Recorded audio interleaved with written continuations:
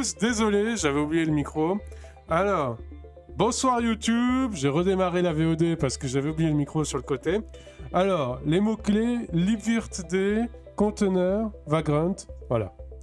Donc, ce soir, on va essayer de faire fonctionner un conteneur avec libvirt-d. Donc, libvirt-d dedans, bien sûr. Une fois que ça sera fait, on va relier les deux conteneurs, celui de Vagrant et celui de libvirt-d. Et puis on va faire nos premiers tests qui consisteront en gros à créer des VM avec Vagrant et tout ça dans des conteneurs. Alors, le son est bon maintenant. J'ai pas oublié le micro à perpète. C'est bon. Alors, là j'en suis à la construction du conteneur libvirt-d. Et il y a des trucs qui vont pas encore. Donc, le truc, c'est qu'apparemment, il faut faire tourner en privileged et en montant les volumes 6fsc group dans le conteneur pour qu'il puisse reconnaître un processus libvirt-d et être tout content. Mais est-ce que ça marche sans démarrer libvirt-d là? Ce que je voudrais, c'est qu'il soit démarré par défaut, que j'ai pas à le démarrer une fois le conteneur démarré, quoi.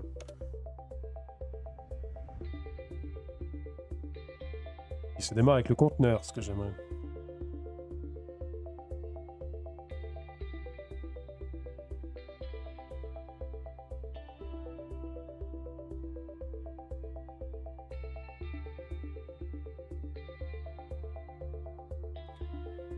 Alors déjà, on va faire une commande supplémentaire.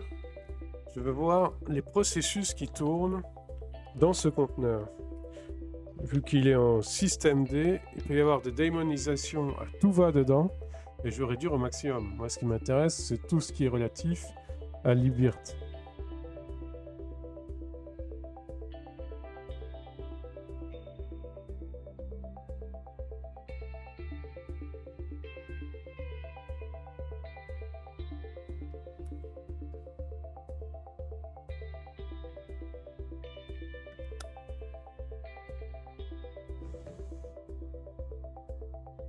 Alors.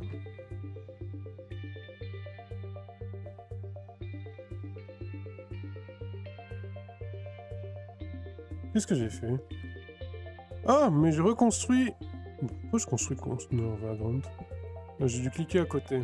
Bon. On va laisser faire, hein, et puis après on va tester. J'ai cliqué n'importe où. Heureusement ça se fait assez vite les conteneurs. Maintenant. Je me disais aussi, je comprenais pas trop le log. Ouais, c'est parce que j'ai cliqué à côté. Génial. Un stream de qualité, mesdames et messieurs.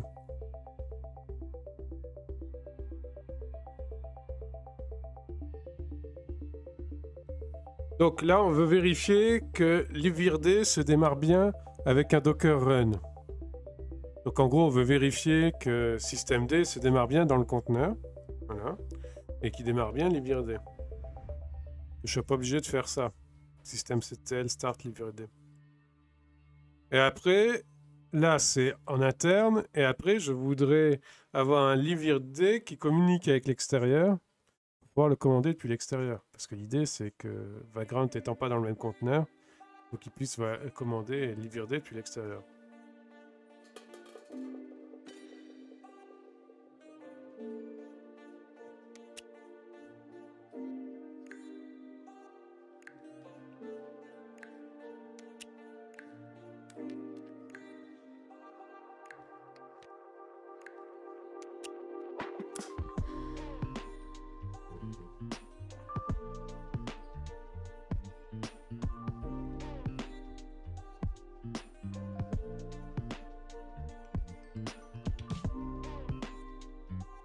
Alors on attend patiemment que le conteneur Vagrant se construise. Est-ce que j'ai cliqué à côté?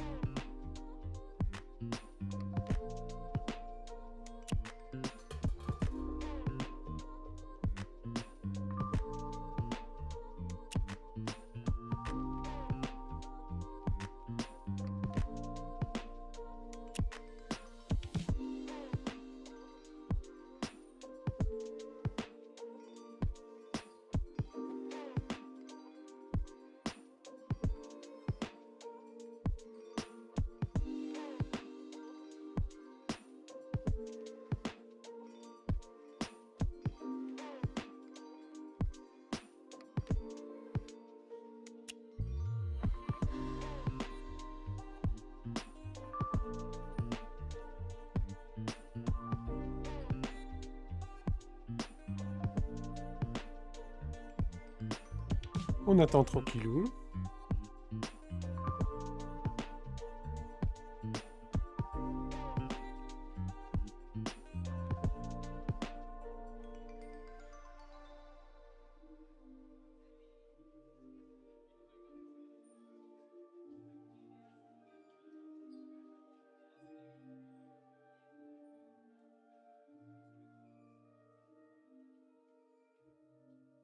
Voilà. Alors.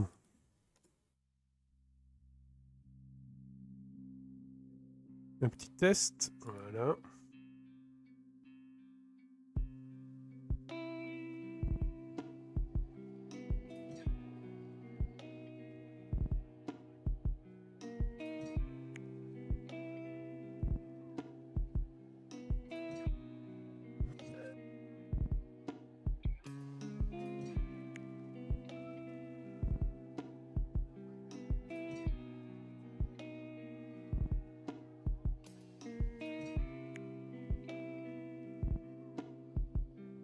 Ça prend son temps. Hein.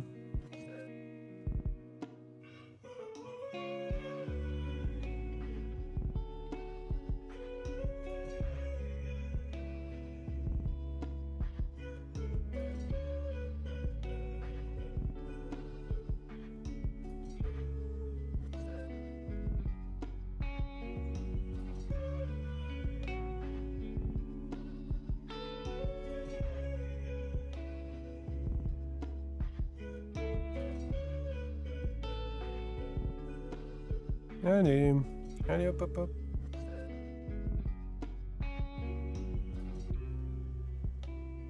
Alors.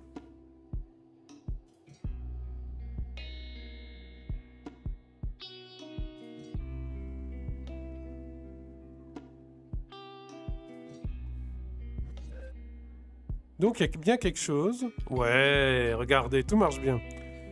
Lib System D est bien démarré. Et on a QEMU KVM init. Parfait. Oh, là, ça marche nickel. Je suis content. Donc, on a un système D en conteneur. Très bien. Alors, maintenant, ce que je voudrais, c'est pouvoir communiquer avec lui depuis l'extérieur. Alors. Je vais regarder Vagrant Libvirt.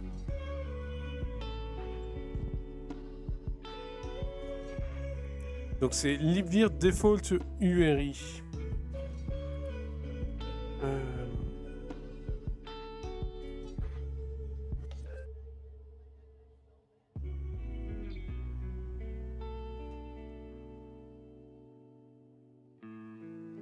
Donc, alors.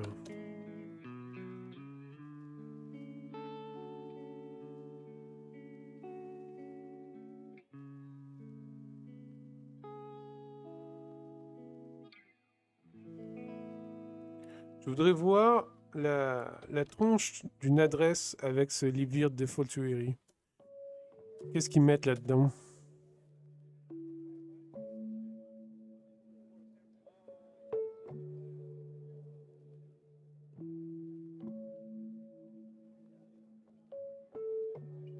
Ils mettent une IP, un nom de domaine, ils mettent quoi?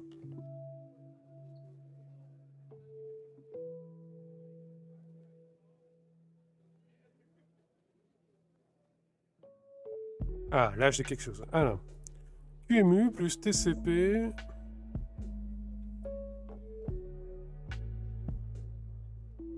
Voilà. Ça c'est pour système en boucle interne. Bon, on va commencer avec ça. On va regarder si la boucle interne ça marche. Alors, c'est là.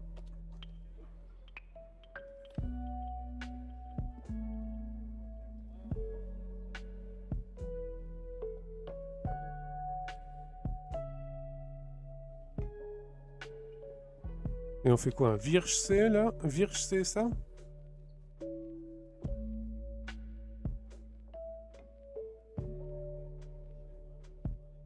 Oui, c'est possible. On fasse un virc C. Donc ça, je vais le commenter. On va donc tester la boucle interne en premier. Donc virge c'est ça. Avec ça. Ok. Donc QEMU TCP IP local. Est-ce que c'est 16509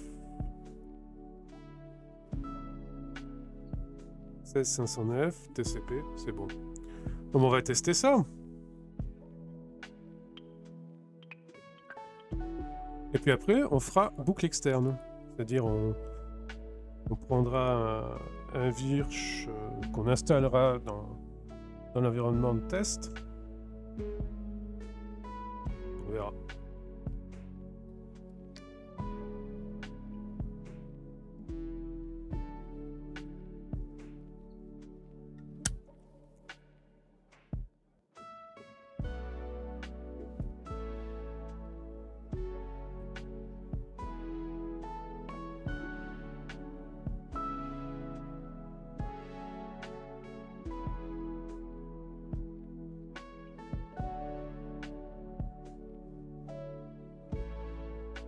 L'étape d'après, ça sera de mettre TLS.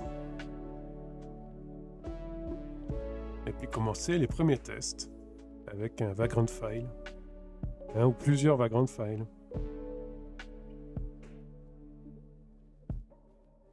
Parce qu'on va tester une VM, on va tester plusieurs VM avec un réseau entre elles, etc.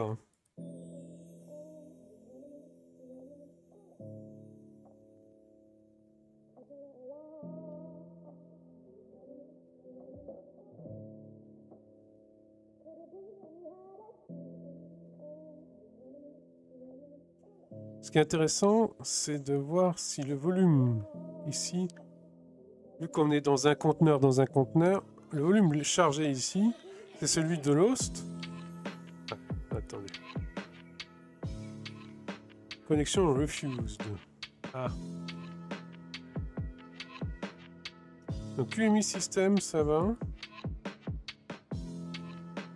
Mais la boucle interne marche pas. Ah mais dans un conteneur, la boucle interne, c'est la même, elle change pas.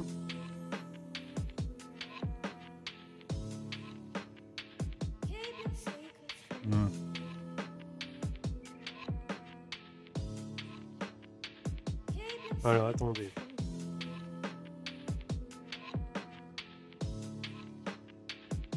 On va installer virch ici.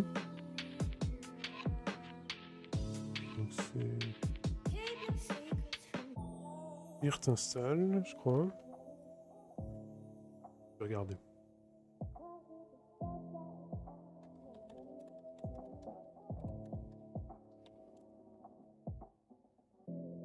Libvirt bin.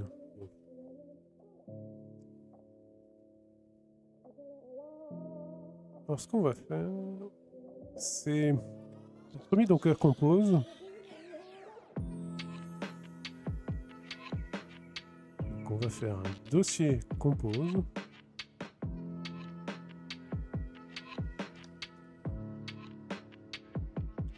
Docker Compose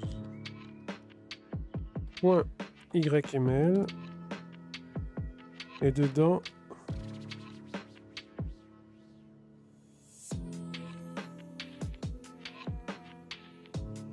on va mettre nos deux conteneurs.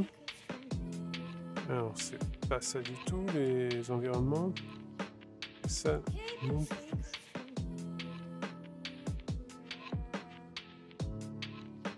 Alors l'environnement en question, celui qu'on veut, c'est Libvirt Default.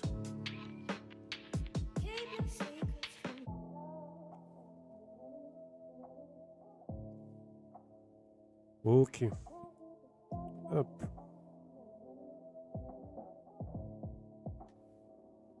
Voilà. L'adresse, c'est celle de libvirt.copint.test. Voilà. Donc lui, ça va être vagrant. Point copaint. Point test. Et lui, ça va être libvirt_d. virt_d. Point copaint. Point test. L'host name, ça va être toujours vagrant. libvirt_d pour celui-là. On va les connecter en bridge. De volume commun, il n'y en a point pour le moment. Après, on verra. libvirt_d, il monte en privilège. Ah si, libvirt_d, il a un volume. Qui est...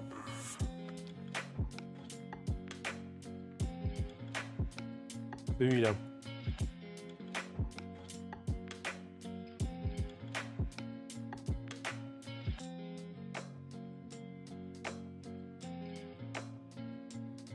Voilà. Le C-group. Voilà. Ensuite, lui, il n'en a pas. Pas pour le moment. Après, on les montrera les volumes. Mais... prepare network. Entry point. Pas d'entry point. On va appeler ça vagrant network.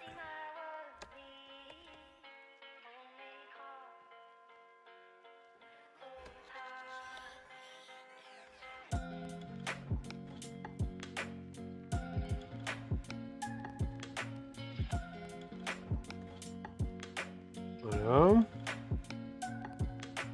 Je regarde juste un autre projet pour voir la tronche de mes composes.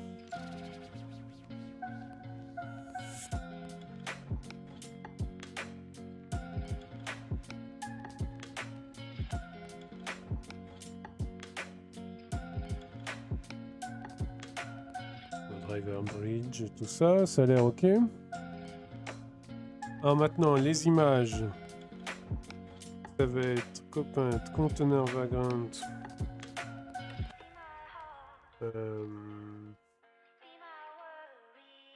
Vagrant. Et on va laisser en latest pour le moment, le temps de remplacer quand il y aura la première release. Là, on va mettre libvirt_d. Libvirt ou libvirt_d? Comment je le nomme, moi, la construction? Libvirt. Allez. Regardez en libvirt. Cela, ça implique un Docker compose override.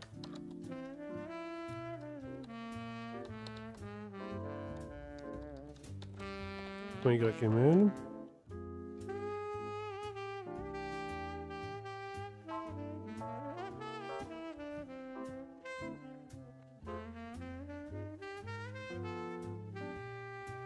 Ok. Donc on va reprendre juste les images.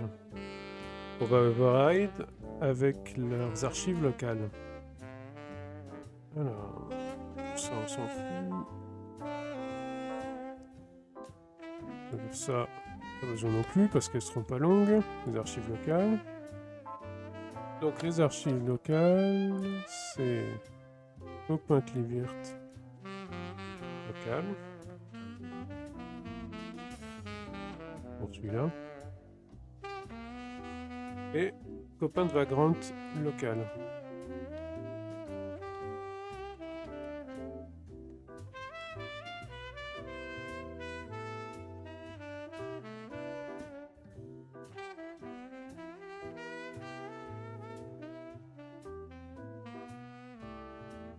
Voilà.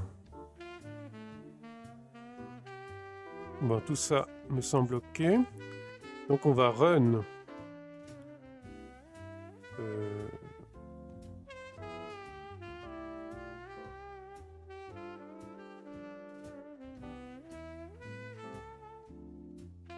Donc on va load ici et donc on va run à partir d'ici. Docker compose file compose slash docker compose .yml.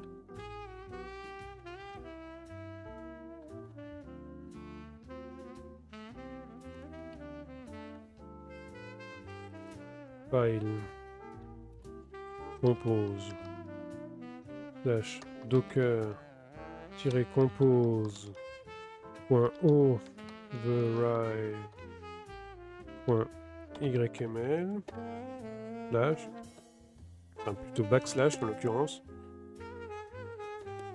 Hop. Ok. Et ça me fait penser qu'il faut que je fasse une ou deux modifs d'abord. Il faut que je fasse un bon workdir ici.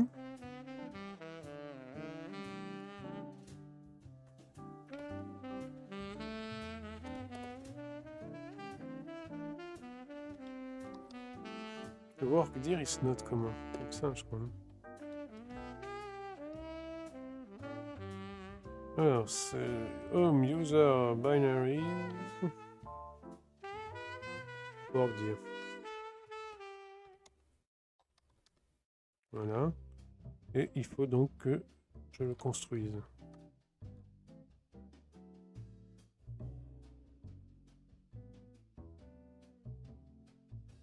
Pour éviter les confusions, je vais mettre double quote là.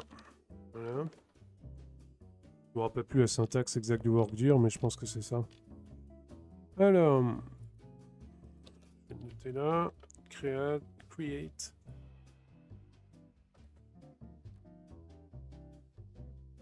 Vagrant. Donc c'est dans le workdir qu'on chargera les Vagrant files.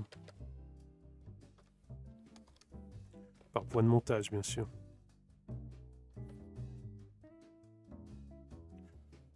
Hop. Et donc il n'y a plus besoin de with items. Et le owner, c'est user binaries user.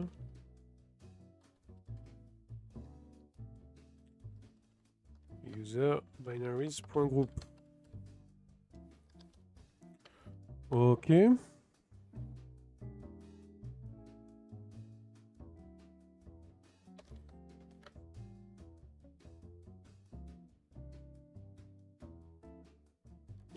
Et donc, ce qu'on va faire,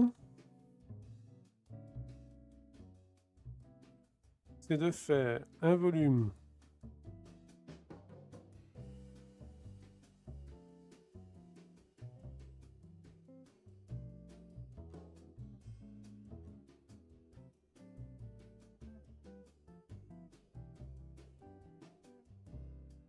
qui sera pwd slash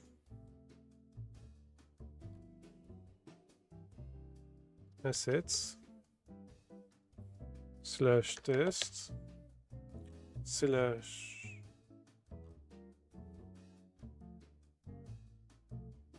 rien du tout, voilà, et qui lui montera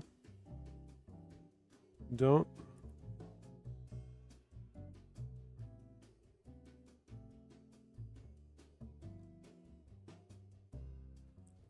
home vagrant workdir.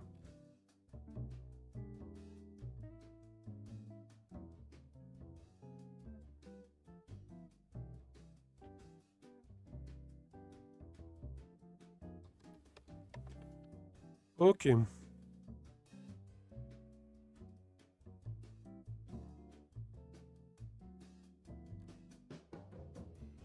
Et ici, on va lui mettre en commande un beau Vagrant. Non, copain de Vagrant, rappelez-vous. Copain. Hello Tobiche. Vagrant. Hop. On va faire validate d'abord pour s'assurer que ça marche correctement. Voilà.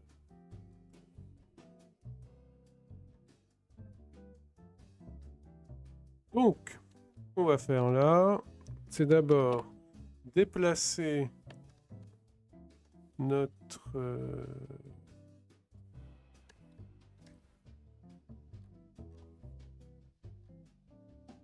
dossier Vagrant File, notre fichier Vagrant File plutôt, dans un asset. Alors, il en est que j'ai un conteneur Vagrant qui fonctionne, j'ai un conteneur libvirt qui fonctionne, et là maintenant, je vais tester l'alliance des deux en faisant tourner un premier Vagrant File pour voir si ça communique. Parce que conteneur libvirt, pour l'instant, j'ai testé en interne, mais je ne sais pas s'il communique bien avec l'extérieur. Et donc c'est ça que je vois. Il n'y a qu'à dire assets test. Voilà. On va voir ce que ça donne.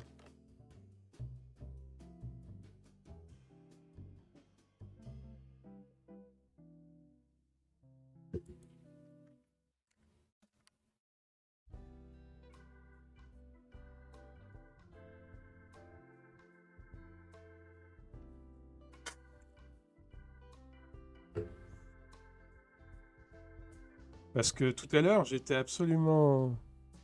vraiment satisfait. Alors, je suis moi-même sur une nouvelle problématique avec la mise à jour d'Ansible. Je ne peux plus faire de -m ping avec Ansible user root dans le fichier d'inventaire, ce qui est relou.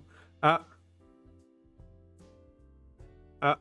Dans la dernière version d'Ansible, ça marche plus, ça? Ah, c'est con pour voir si les hosts sont up.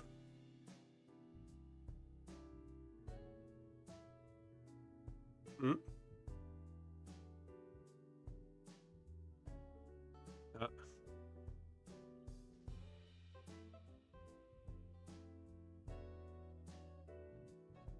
Bah, je peux pas trop t'aider, je vois pas le code là.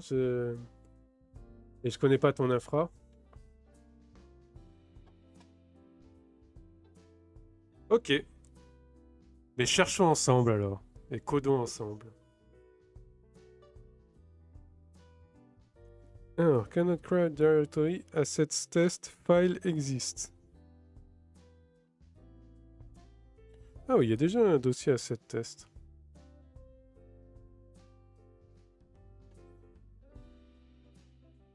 PF.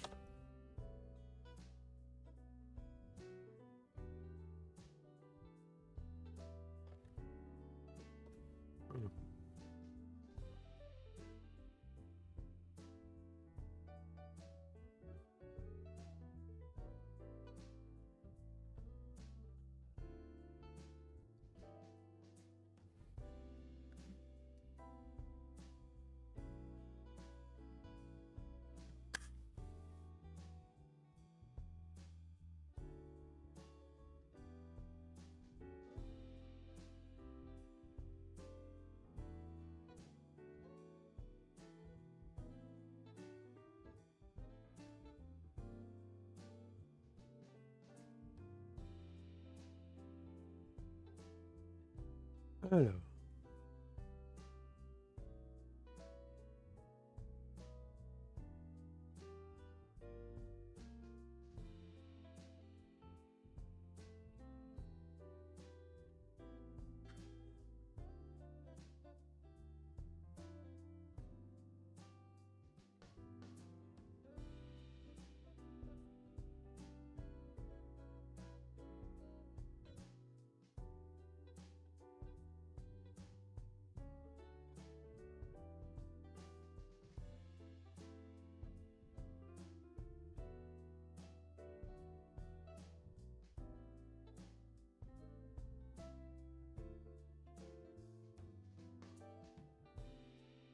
Alors, a vagrant environment or tag machine is required to run this.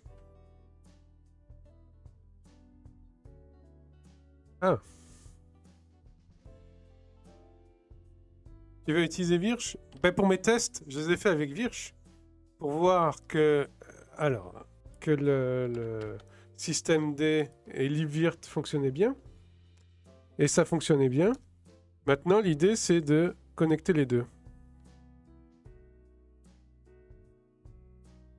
Et donc, pour l'instant, ça marche pas.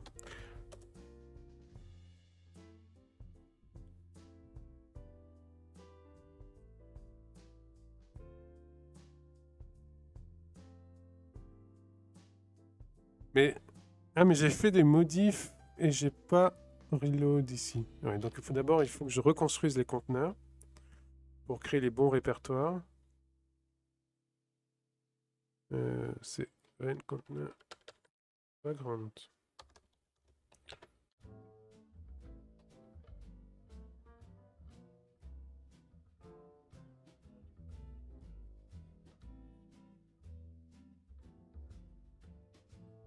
On est d'accord? Tu fais un conteneur qui va envoyer des commandes sur le second pour la création de la VM. Oui, on a un conteneur avec Vagrant qui va envoyer des commandes sur un autre conteneur avec libvirt, et c'est l'autre conteneur avec libvirt qui va créer la VM.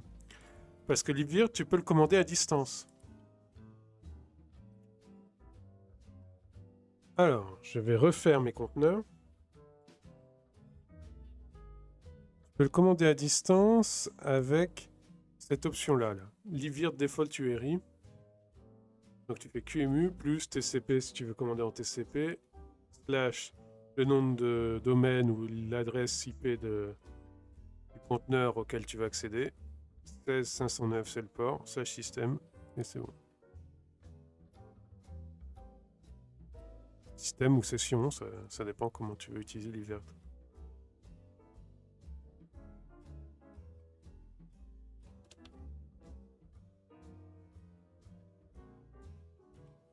Alors, construction de Vagrant.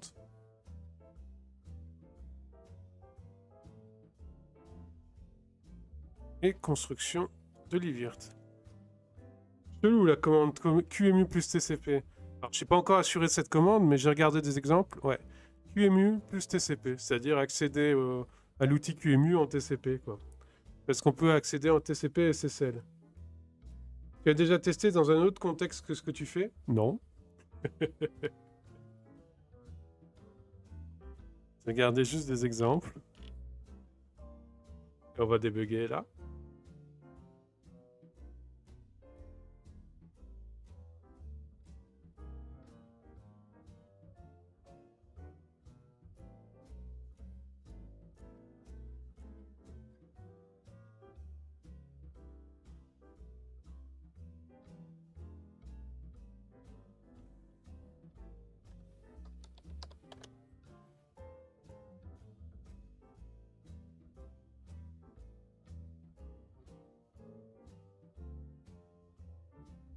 Alors, ça se construit bien là. Ouais.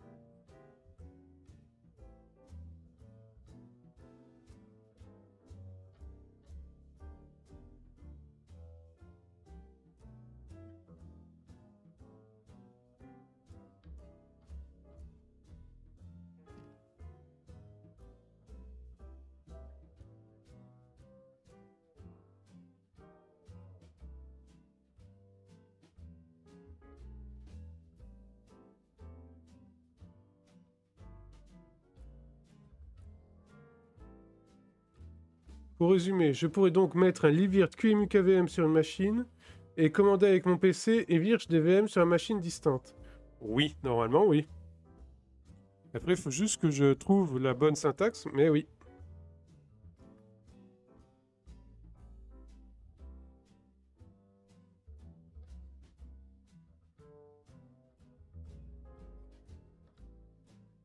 Il faut que tu actives le listen sur ton libvirt. C'est-à-dire qu'il faut que tu mettes libvirt args listen en bas de ton etc sysconfig libvirtd. Ensuite, il faut que tu ouvres un port d'accès. Alors pour TCP, c'est 16509. Il y en a un pour TLS. On peut, je pense, accéder aussi en SSH. C'est à chaque fois... SSH, c'est 22, bien sûr. Et TLS, je sais plus lequel c'est. Ouais.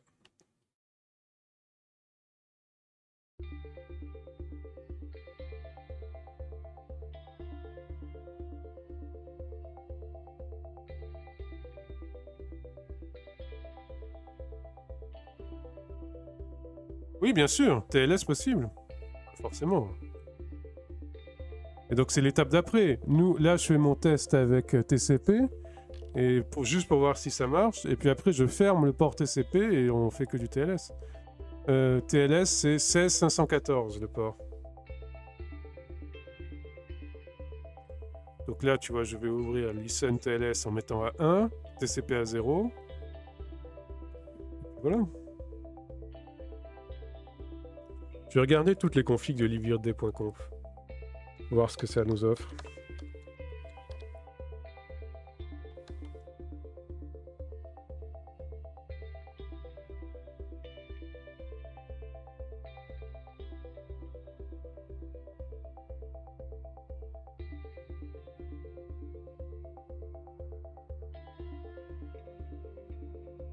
Parce qu'il y a un truc aussi que je voudrais, c'est une authentification. Un minimum d'authentification.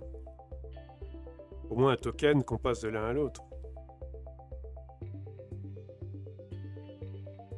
J'ai pas cherché d'informations, mais est-ce qu'on peut parler d'API? Ah, je ne sais pas. Comment tu qualifierais API? Une API.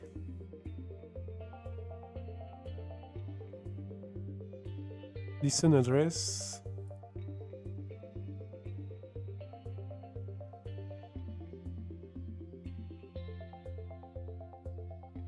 Ok. Eh oui.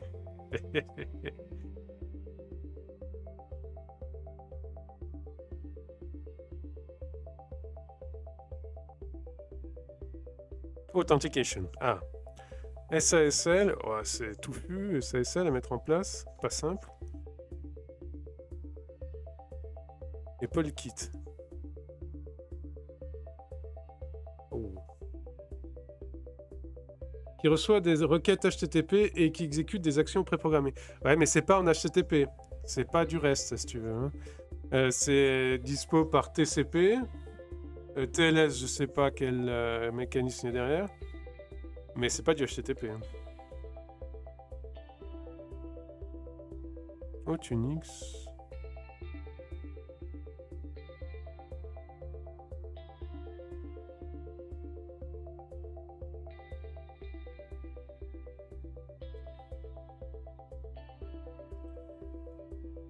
Oui, TLS 509 Certificates.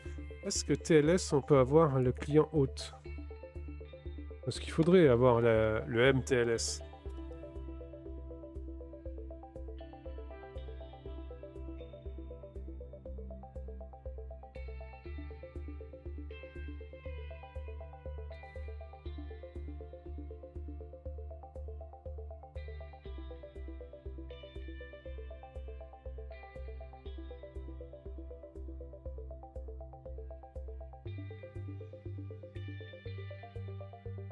Alors, MTLS, on va mettre un none pour le moment.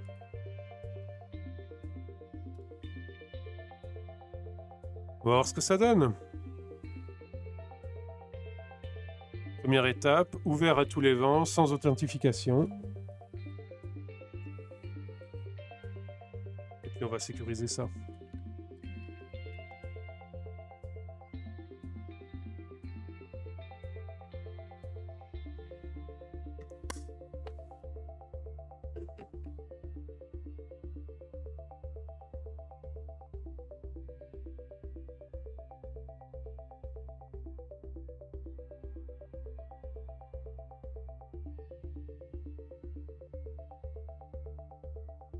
Le palais des thés ont des thés verts sublimes.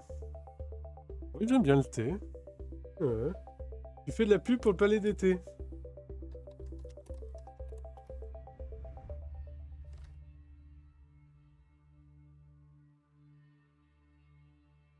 Thé vert grand cru de Chine. Ah.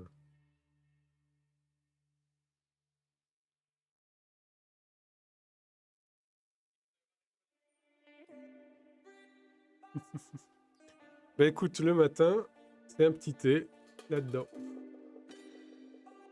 C'était pas sûr de faire de la pub.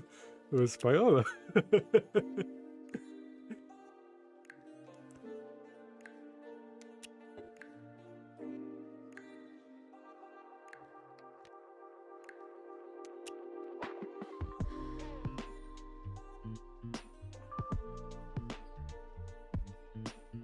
Alors.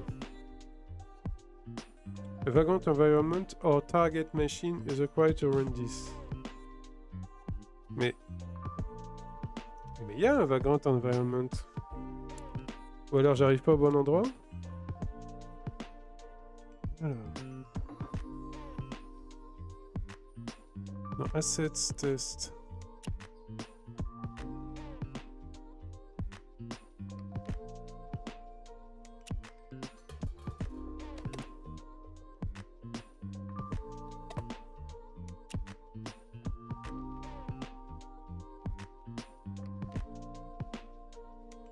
Ok.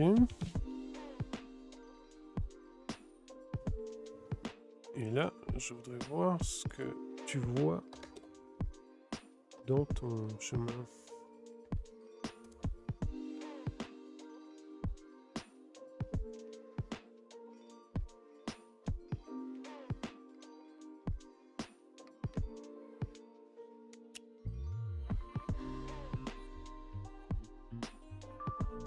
Parce que normalement, j'ai paramétré un workdir, mais peut-être que la syntaxe n'est pas bonne.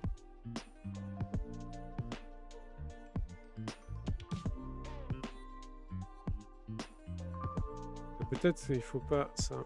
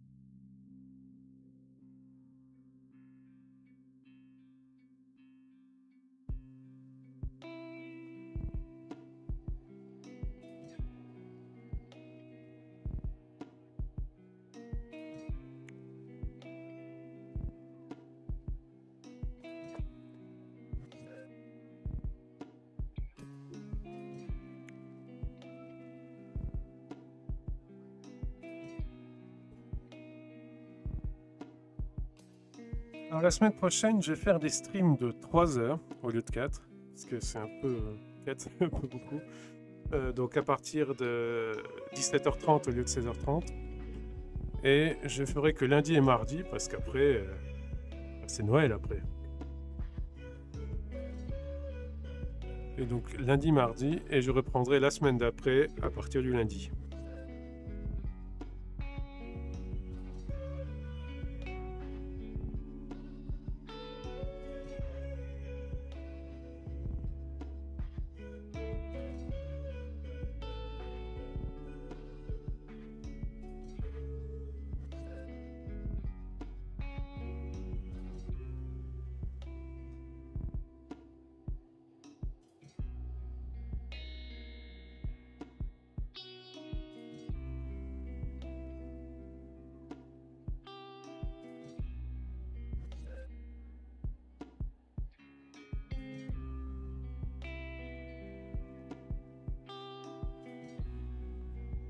C'est une fin de semaine, hein. Un petit vendredi. Alors.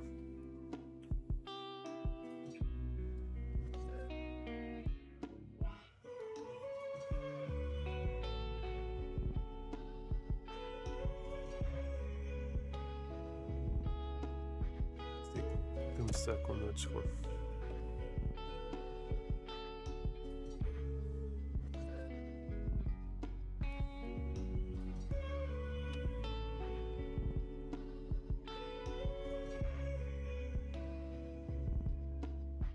J'avoue que 4 heures de stream c'est long, mais après tout, pourquoi pas, je trouve que c'est pas mal non plus.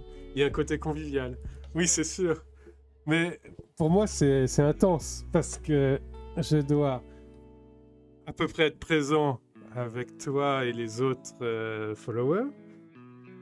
En même temps, je dois réfléchir au code, et donc là-dedans, ça tourne beaucoup, ça fatigue. Donc 3 heures, c'est un peu plus relax.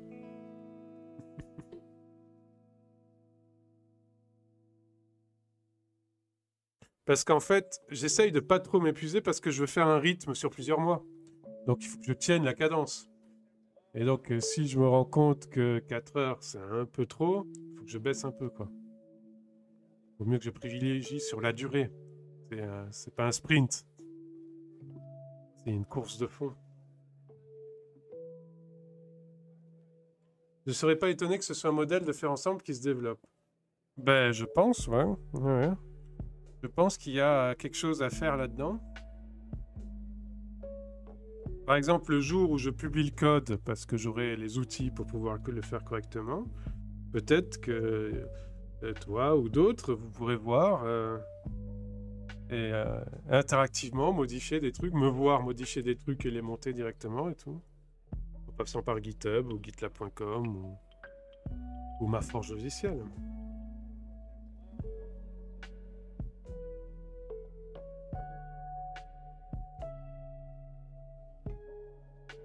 Alors.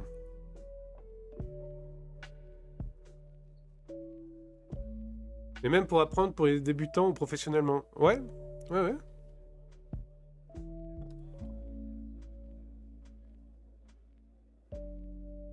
Bon, commande, c'est pas comme ça.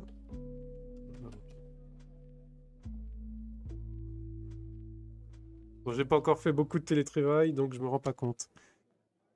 Ben, il y a par exemple, ben, pour le coup, GitLab, ils avaient fait un truc comme ça. Ils avaient eu un bug sur leur infrastructure, il y a 1 an et demi, 2 ans, et ils l'ont débugué entièrement en stream. Et ça leur a permis donc de causer entre eux en servant des outils de stream. L'éducation nationale devrait se lancer vite fait dans ce modèle. Et donc GitLab, il débuguait en stream, ouais, par YouTube Stream. Et comme ça, ils ont profité aussi des compétences des gens qui regardaient et qui leur donnaient des coups de main. Ils ont fait ça sur le stream de YouTube, je crois. Et ça fait un stream de 7 heures, quelque chose comme ça, parce qu'il leur a fallu 7 heures pour débugger leur truc.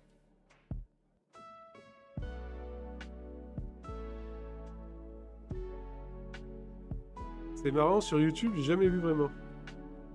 Jamais vu vraiment quoi? GitLab ou des YouTube streams? Des streams YouTube?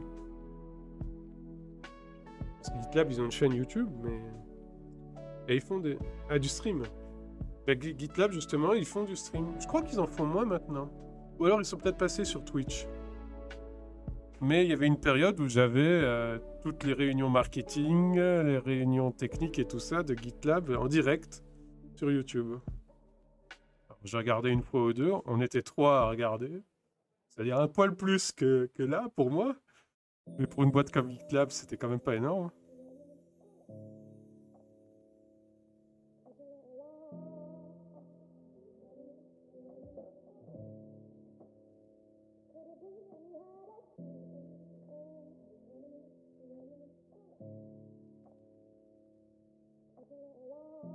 Mais sur YouTube, il y a par exemple tout un tas de playlists de Lofi, des choses comme ça, pour pouvoir coder avec de la musique un peu dans les oreilles. Ça, c'est en stream. Il y a plein de streams, de trucs comme ça. De musique d'ambiance.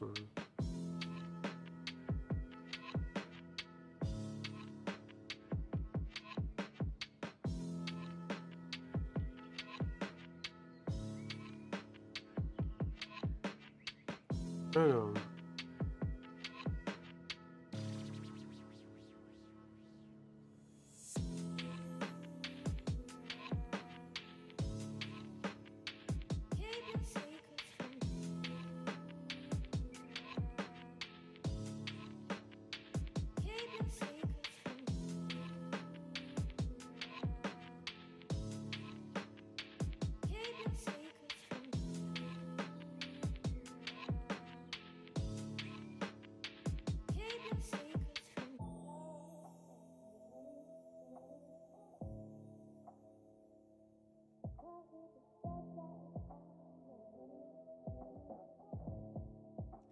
On attend que ça se fasse.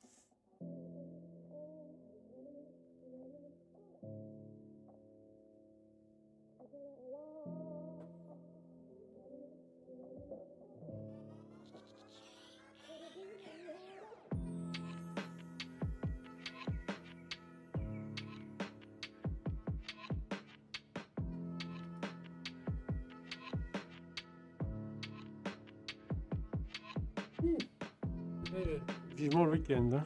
Ah.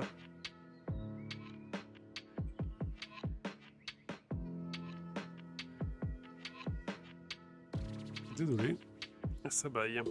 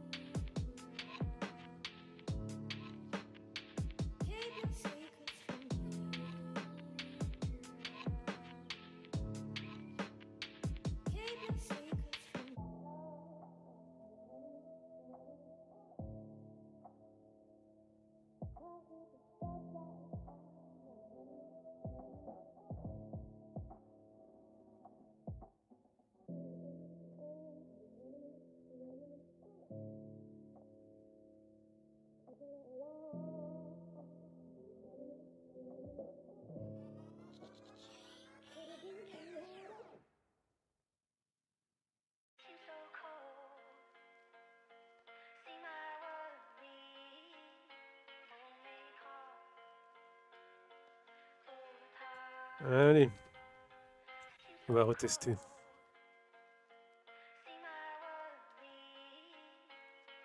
Donc là, ce soir, on fait les tests et les debugs et tout. Mais je pense qu'on ne pourra pas les rédiger proprement, les tests, avant lundi. Donc je pense que c'est lundi qu'on rédigera les tests. Les tests écrits en BATS.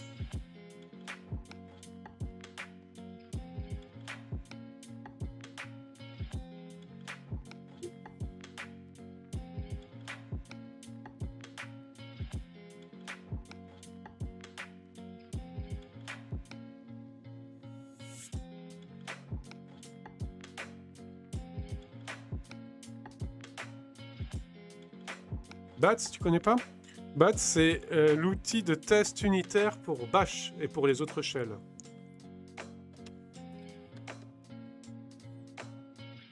Voilà.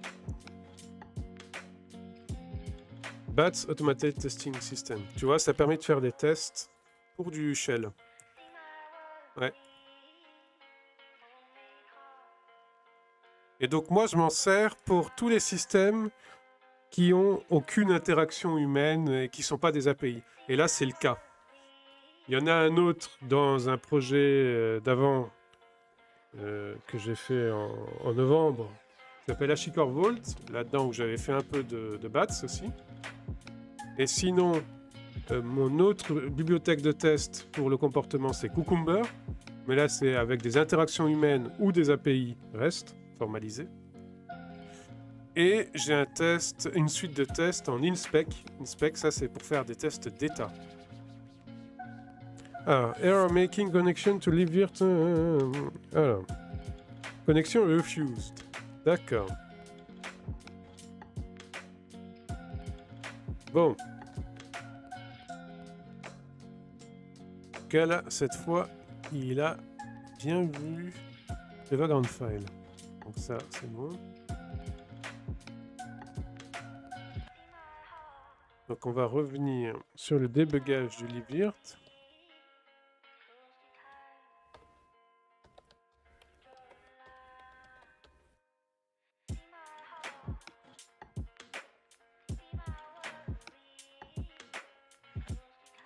Alors j'utilise Docker Compose ici en dev pour lier mes deux conteneurs. Ouais. Ça permet de faire la gestion du réseau entre eux.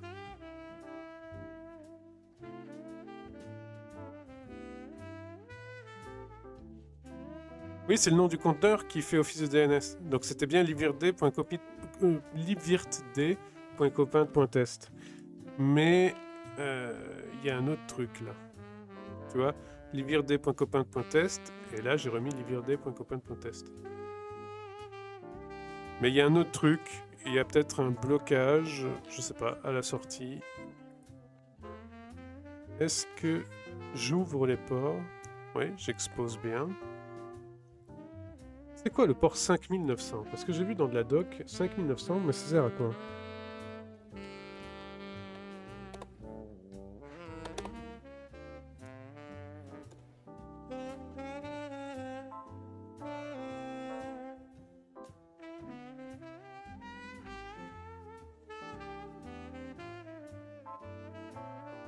Une histoire de majuscule avec Docker réseau? Non, je crois pas. Si on regarde par exemple ceux qui font les environnements de test, c'est pareil.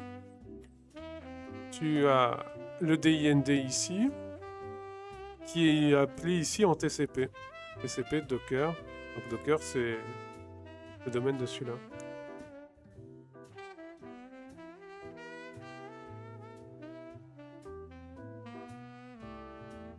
Non, c'est juste que ça lit pas. Il faut que je regarde pourquoi ça lit pas.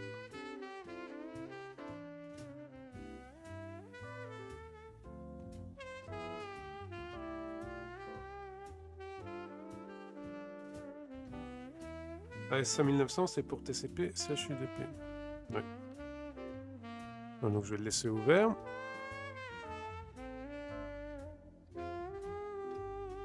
Oui, c'est ça, pour VNC. Oui, je vais le laisser ouvert. Il y aura des tests, on aura peut-être besoin de VNC, donc je laisse ouvert.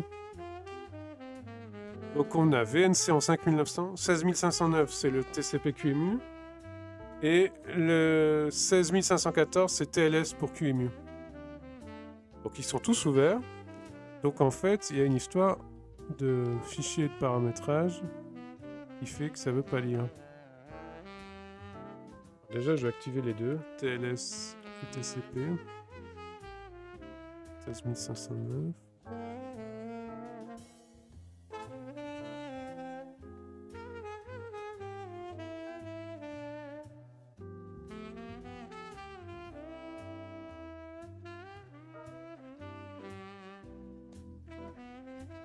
Check on what port lib virt is listening.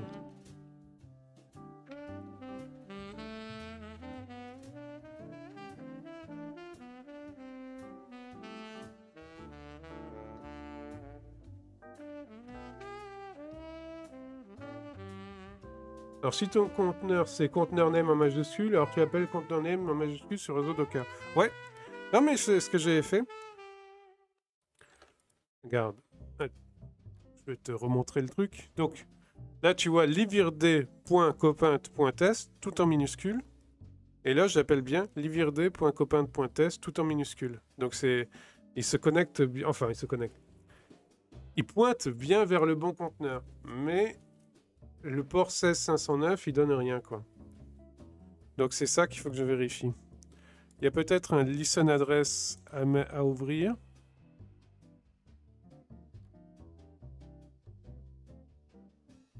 Là. Peut-être que par défaut, c'est que la boucle locale.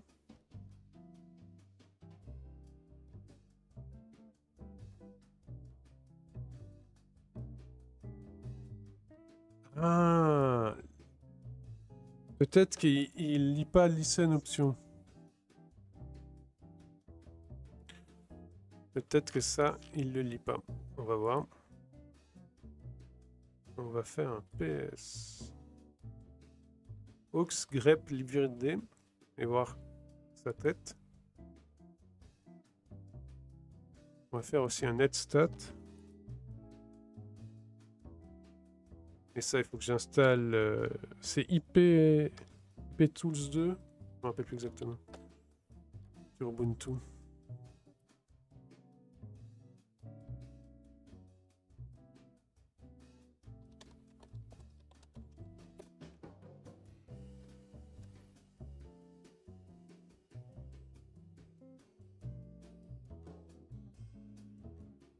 NetTools.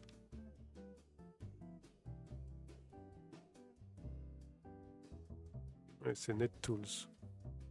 Ok. Ouais. Je vais faire un Docker PS-A une fois mes conteneurs lancés, ouais. Là, je vais juste faire un netstat et un PSOX sur le conteneur spécifique libvirt pour voir ce qu'il me donne. Pour voir s'il lit bien au bon endroit et tout. Et pour ça, je vais devoir installer temporairement NetTools dans le conteneur. MP. Voilà.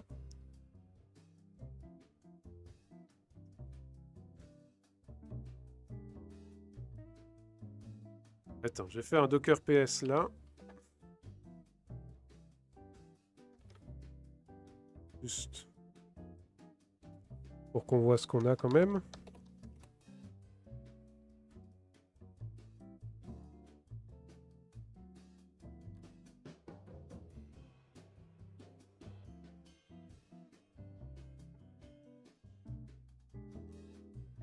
Oula! Alors YouTube, est-ce que ça va marcher ce que je fais? Suite au prochain épisode.